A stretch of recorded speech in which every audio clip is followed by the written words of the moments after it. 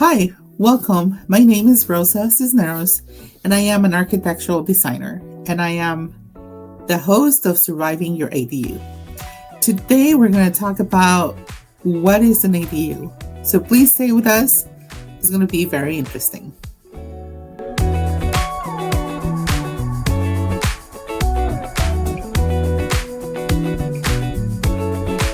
So let's start from the beginning.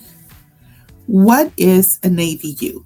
An ADU stands for an additional dwelling unit, which is basically a second unit in your single family home property. In California, the ADU law that was passed allows a single family home property to have 3 units: the main house, an ADU, and a JADU. So what is the difference between an ADU and a JADU? Let's start with an ADU. An ADU can be an attached structure. It could be a detached structure, or it could be a garage conversion, or it could be an existing space of the main house and you can convert that into an ADU. It could be, in most cities, a minimum of 150 square feet, and it could be up to 1,200 square feet.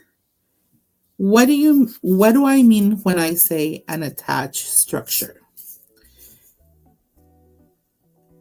It means that it could be a structure that can share a wall with the main house, so it's adjacent to it.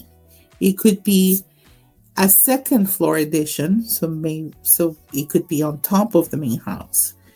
In some houses that have basements, it could be a basement conversion into an ADU. So there are like multiple ways in which the ADU could be attached to the main house. So, but those are the basic ones that we see all the time. And usually,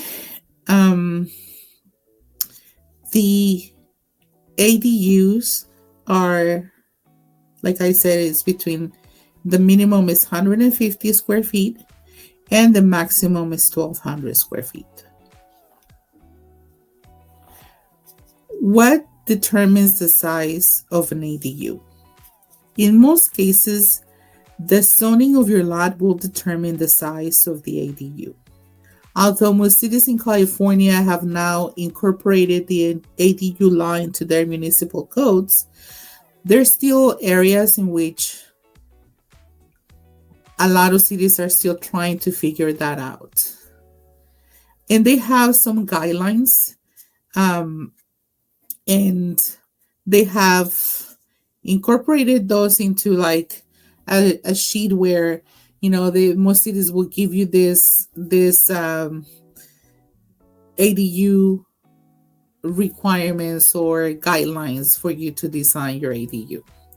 So, for example, the 1,200 square feet ADU. It's rare for cities to allow you to do up to 1,200 square feet ADU. And when they do allow you to do the 1,200 square feet ADU, they require things such as your main house needs to be at least 2,400 square feet. Your lot needs to be at least 8,500 square feet. But what I found out is that most cities will allow you to build anywhere between 800 to 1,000 square feet. Those are very basic sizes the most cities allowed to build. If the city allows you to build 800 square feet, I will find out the following. The ADU law also says that if you build up to 750 square feet, you don't have to pay development fees. So if the city allows you to build 800 square feet, I will talk to my designer about, is 550 square feet how much in fees is 50 square feet going to give me, right? For example, I worked in cities where um, development fees are very minimum, maybe like $2,000. I think that's the least amount that I paid for an ADU over 750 square feet. And then in the city of in one of the cities in San Diego County, in Oceanside, the city was requiring $18,000 for an 800 square feet ADU versus a 750 ADU. The client would save $18,000. So the client decided to go to 750 square feet instead of going to the 800 square feet. So those things are things that you need to discuss with the designer. And also you need to talk to the city when you're doing your layouts so that you can make those kind of determinations ahead of time. Like, you don't want to submit the package and find out that you're going to pay $18,000 on development fees when you could just change your layout to be 750, and then you don't have to pay 18,000 square feet, $18,000 in development fees. So those are things that you should definitely talk to your designer about, and you should talk to your planning department and building department so that you know ahead of time the kind of fees that they're requiring for different ADU sizes. So also, if you build 500 or less square feet, then you don't have to pay the school fees. Everything above 500 square feet, you do have to pay school fees. Another basic requirements or basic guidelines for ADUs is that the setback requirements for the size and the back of the ADU is 4 feet from the property line. So if you're building in the backyard, your ADU needs to be 4 feet from the sides and 4 feet from the back. And usually the distance between any structure, it could be the garage or it could be the main house, it needs to be a minimum of 6 feet. So the JDU, what is a JDU? Is basically a junior additional dwelling unit that it could be a maximum of 500 square feet. The other requirements for the JDUs is that it needs to be built out of an existing space. So it could be a garage conversion, it could be a patio conversion, it could be a bedroom or a family room conversion, but it has to be a space that it's already within the main house, an existing space. So it's very straightforward. One of the things that you're allowed to do is to add up to 150 square feet, so that if you're converting a space into a JDU that needs to be, accessed from a weird point in the outside, or like you need to extend a hallway into that so that you can make it to the exterior of the house, you're allowed to do that. So you can build up to 150 square feet for the JDU. And another unusual requirement for the JDU is that the owner of the property has to occupy one of the units in the property. So that is the reason a lot of people do not build the JDU, because they have to sign paperwork with the city in which they state that yes, they will live in one of the units in the property. So a lot of people do not want to sign that agreement. So that's the reason they do not build the JDUs. So again, to reiterate the information, in California, a single family home property can have the 3 units: the main house, an ADU, and a JDU. Now, if you have a multi-family lot, then you have the opportunity to construct multiple ADUs. For example, right now, I am working in the city of Whittier, where um, the existing complex had four apartments, and it had an area in the back of the apartments with three parking spaces for visitor parking. And those parkings really were not being used. It was in the back of an alley, so they actually had to close that off with a fence so that other people were not visitors to this property did not park. So basically, it was wasted space. Whenever people had visitors, they always parked on the street because that was closed off and basically was unused space for a very long time. Um, the owner called me and asked me, if he could convert those three spaces into an ADU. So I checked with the city, and the city said, yes, this is a multi-family space and it's an apartment complex, so you can add up to two ADUs for this lot and the zoning requirement for that lot. So the requirement was that because the space was limited, it could be one ADU done on the first floor and then one ADU on the second floor. The requirement was that the first floor could be up to a maximum of 800 square feet, and then the unit on the second floor could be up to 600 square feet. So it ended up happening that the first floor unit is 680 square feet, and the second unit is 520 square feet. The first floor is a two bedroom, one bathroom, and then the second floor is a one bedroom, one bathroom. And it has a very nice balcony area for an outdoor space. In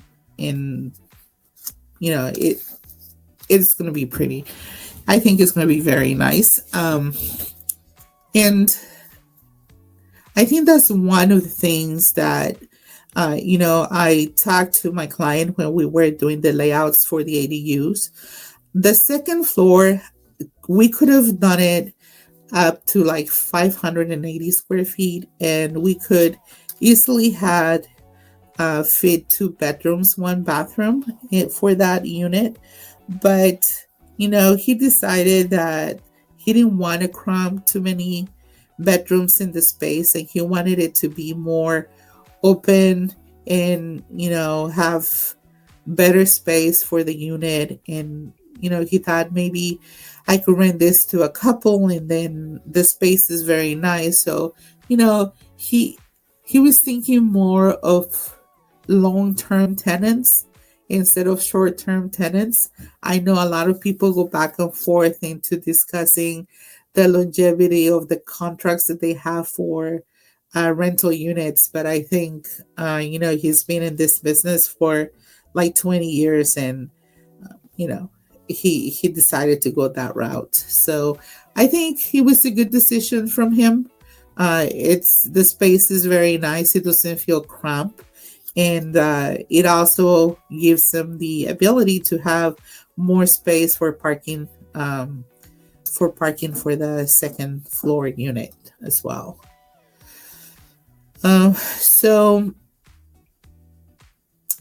there are cities and counties that are more ADU friendly than others.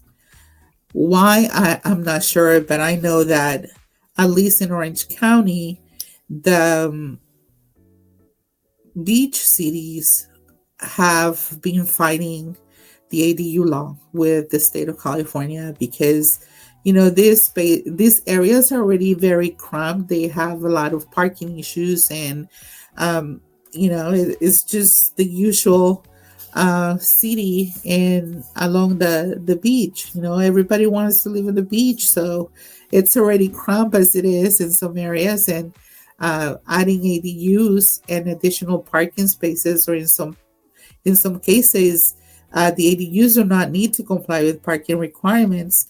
and then that makes it harder on the existing structures from the existing properties to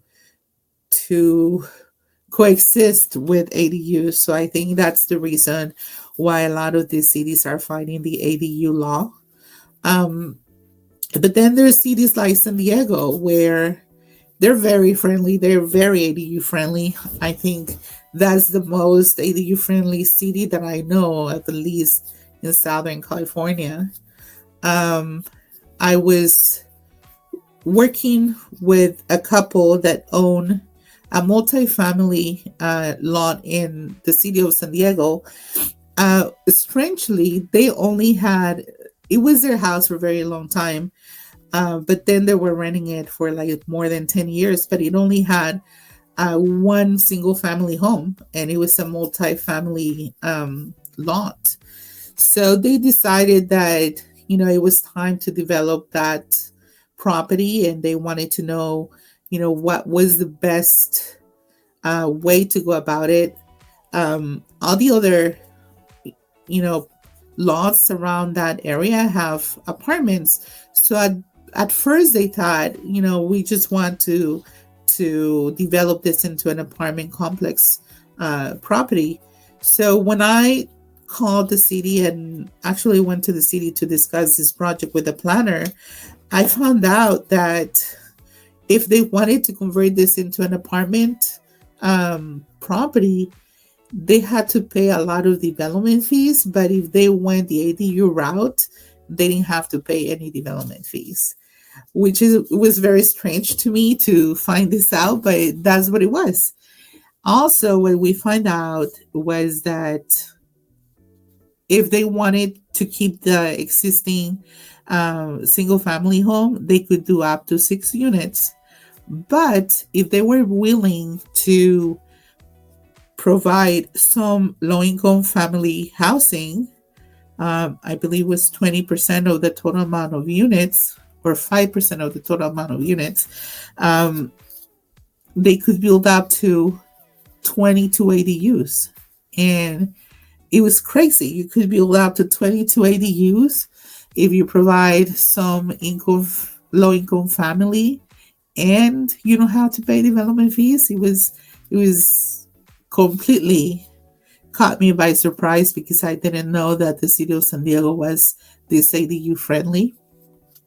Uh, at the end, what ended up happening is that once we started to do the layouts, the clients did agree to do some low income family units, and we ended up, the design ended up being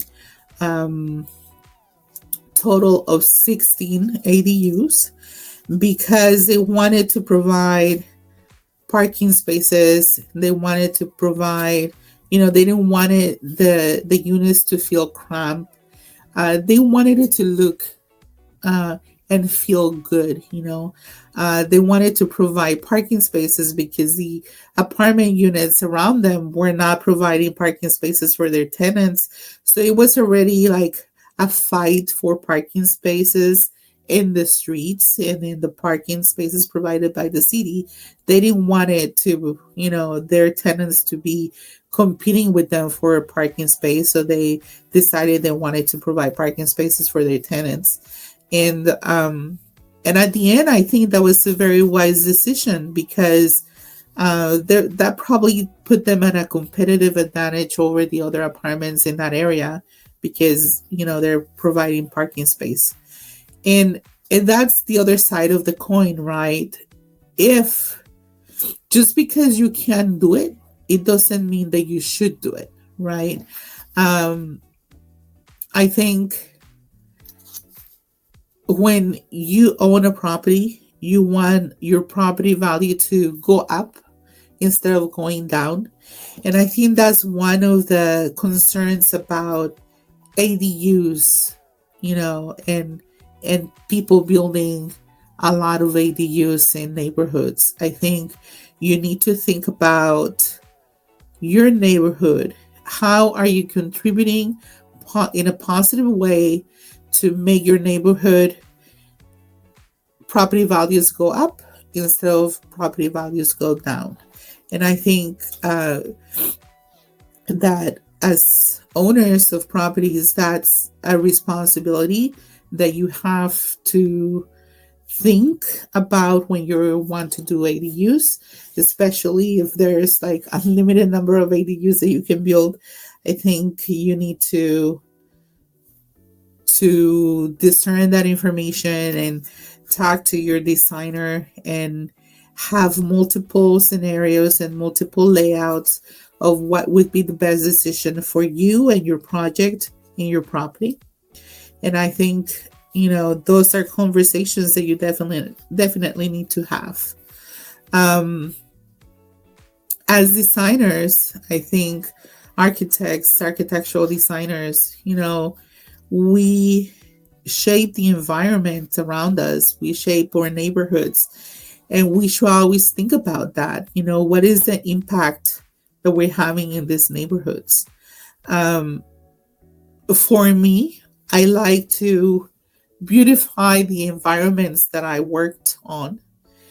And if I do the opposite, that means that I didn't do my job correctly. And I think that's the best thing that I can, look forward to.